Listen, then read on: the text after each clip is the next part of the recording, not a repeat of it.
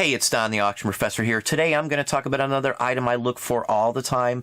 It's maps. Now, maps show up in books. Now, this is one category here where I get a lot of questions on about cutting up books. For the most part, I don't mess with much in books other than maps and actual steel plate or copper plate engraved images. But maps are a different story. I run into books with maps. A lot of the time, if they're 1870s or before, a lot of those maps are actually hand-colored with watercolor to actually distinguish different sections of the map. Those are the ones that you really want to look for. They can get you a ton of money. They're readily available if you know where to look. I do a lot of vintage book places and book buys, so I don't mind buying a totally destroyed book with no spine or cover missing because I can cut them up. And sometimes I'll spend good money, a good chunk of change on a specific item just because I know I can cut it up and sell the individual maps out of the book for some money. But we're going to go over to the screen now. I'm going to show you some right this moment. Okay, so now maps. Most maps that I find that are worth the most money came out of a book. Usually a geography book or, something along that line. I'll call out a few books here. The names, Mitchell's is one of the ones that I always find single maps from, or even the book. Usually if they're trash out books, most people don't pay much attention to them at a sale, and that's usually where I get a lot of these auctions as well too. But I'll cut up any book for a map. Again, most of the maps you will find that are worth the most money that you see, tons of them selling on eBay, all came from books. A lot of the people that are selling them will cut up a book and then boom, he's got the maps. And he'll sell everyone out of that book fairly well. Depends on what you pay for them. You can't go buy a $500 book on eBay and expect to make a ton of money reselling the maps from that book. It just doesn't work that way. But if you can get them for a cheap amount of money, local place, trashed out books are the best. They can be had for really low money usually. So here's the first one. This is one of the most expensive ones I've seen on eBay in a long time. It's a map of Russia, China, Japan, Korea, and Alaska from 1867. Now, I don't know the specifics on this one. It has repairs. It has reinforcements. It still went for over $6,000. This is out of the ordinary. Again, this isn't the exact type you're going to find. I've never even seen anything remotely like this. But they do show up. Now, here is a wall map. And usually you'll see them on these sticks. This is from 1828. It says... I'm not sure on the date if this is really from that age. It's hard to tell. It looks like it's been lined at some time. First official map. Says it's an original, but this is the first date of it. Yeah, it says it's original. It's hard to say. I couldn't tell you specifically. $6,000 though. I don't mess with most of these wall ones though because most of the wall maps aren't worth that much. They're much later editions that are from a school or something, and they're harder to ship. So I avoid the giant ones that are 5, 6, 8 feet with the wooden dowels on either side. Some of them may be worth some money. If I'm sure it's worth some money, I'll take a chance. But other than that, I won't. Usually you're going to pay a few bucks for something like that. I do see them. I know where there's 6 or 7 right this minute, but they're too high to make a decent profit to be worth the hassle. Here's another one, 1676. This is Africa. It's by John Speed. This is a name you should see occasionally when you're running across these. They show up in books. Most book dealers are going to sell maps too, just because of that.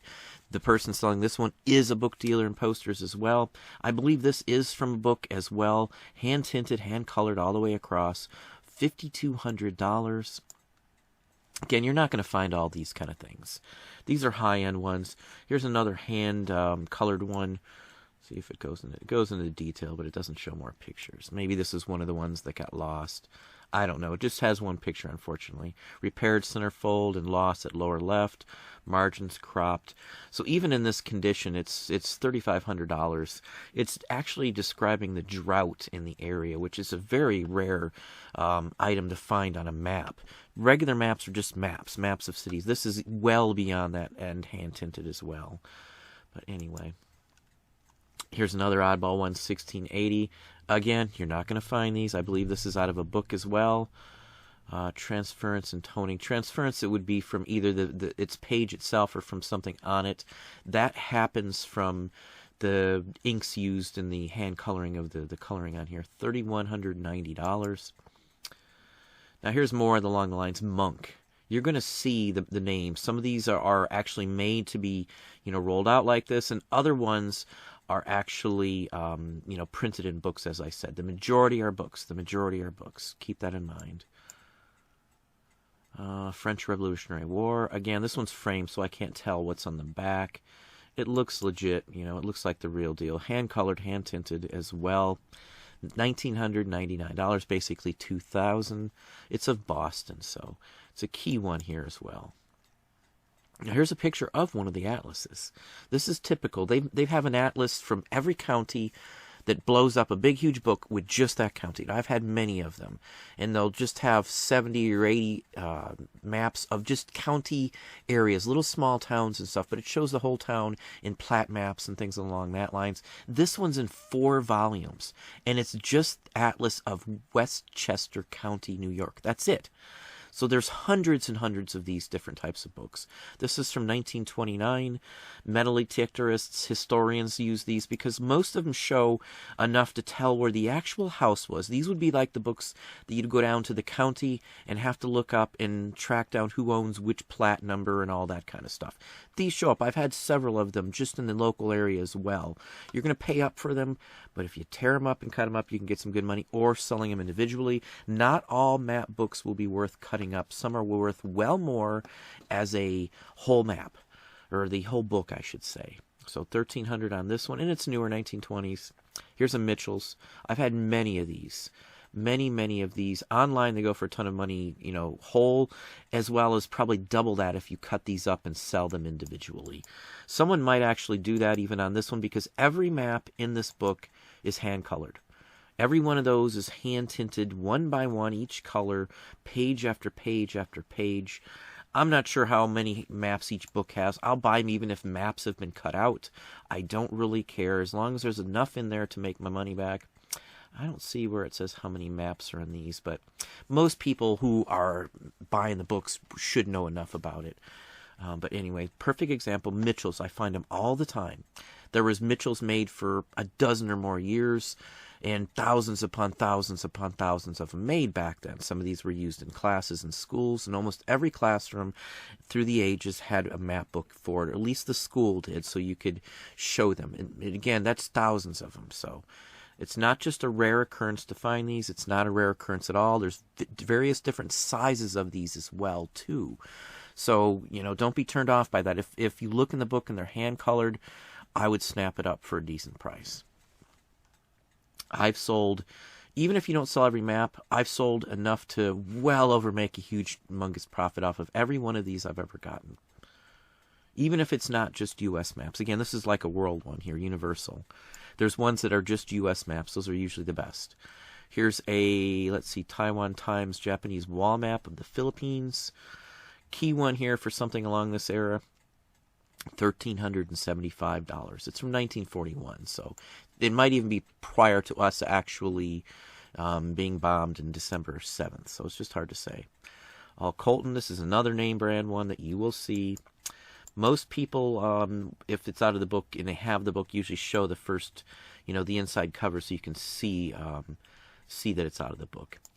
Only American Atlas to show Kelowna, the early name of Colorado. So, that's just a perfect example of it here, of why this one's worth some money. But it's out of an atlas. So it's the Colton Atlas. And Colton made atlases as well, just like Mitchell's for, 10, 20 years. So you'll find them like 1840s, 1850s, 1860s, 70s, 80s, all with Colton on it for various different years, all hand-tinted for the most part. The later they are, though, the less chance, like 1880s and 90s, you'll have of having them hand-tinted. If it has territories, it's always the best. Mitchell, again, here's another Mitchell. This is just out of the book, $1,200.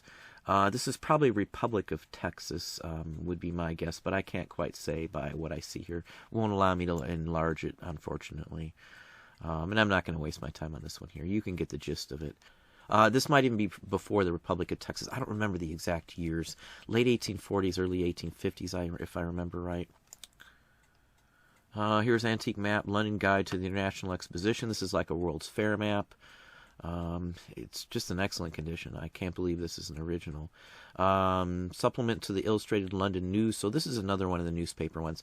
Newspapers would print them for extra money all the time. You still see them, you know, even gas companies, railroad companies would all print these. So $954 US. Gray's Atlas, just another one of the atlases. Again, you find them in all different kinds of names. You can see the fold from where it was pulled out of the book. There's a copy of the book, the front cover. He's only selling the one map, so just keep that in mind. You're only paying for the one map the way it looks. Let me just go down and double check. Because maybe he's selling more than that. Let's see here. Gray's Atlas, United States with general maps of world company scientific. No verso. United States world's large Texas map, original antique mountains. This edition has many new maps by Frank Gray, replacing the original Colton. And large double-page map of Texas and California. Very nice. This atlas has many large double-page maps.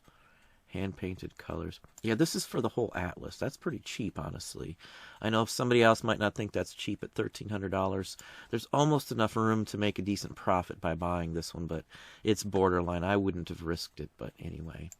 $1,200, $1,300 basically for that atlas. Again, if they're trashed out, you can get them much cheaper. $17.95. James Sullivan, History and District of Maine map and book. This one comes with a book, so that's key. The map was probably issued in the book, and I do find that quite often. Usually you can remove the map and sell it that way. Unless the book's in real good condition, then it may be selling or worth selling as a set. All those lines on there, again, hand watercolored. Typical. There was no printed colors, so to speak, like that. So, $878.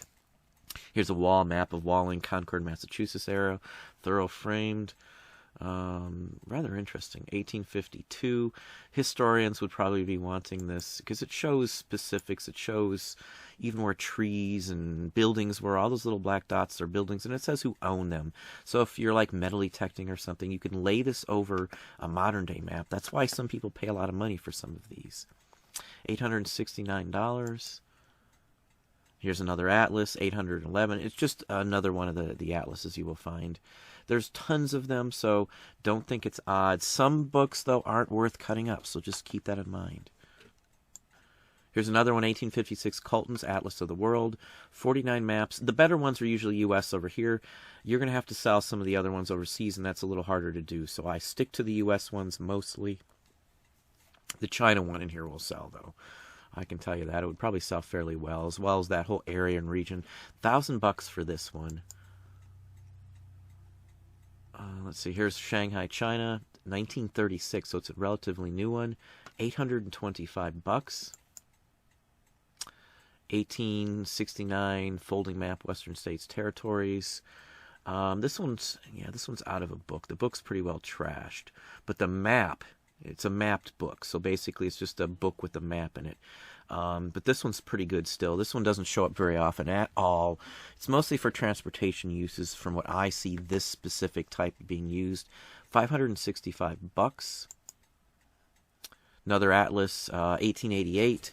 Again, you got to be careful on these. Mitchell's, as I said, you saw vintage dates of them, 1840s, 50s, 60s, 70s, 80s, 90s even with Mitchell on it. The type of atlas went on for a long time. These are probably printed, colored wise. Let me see if it says down here.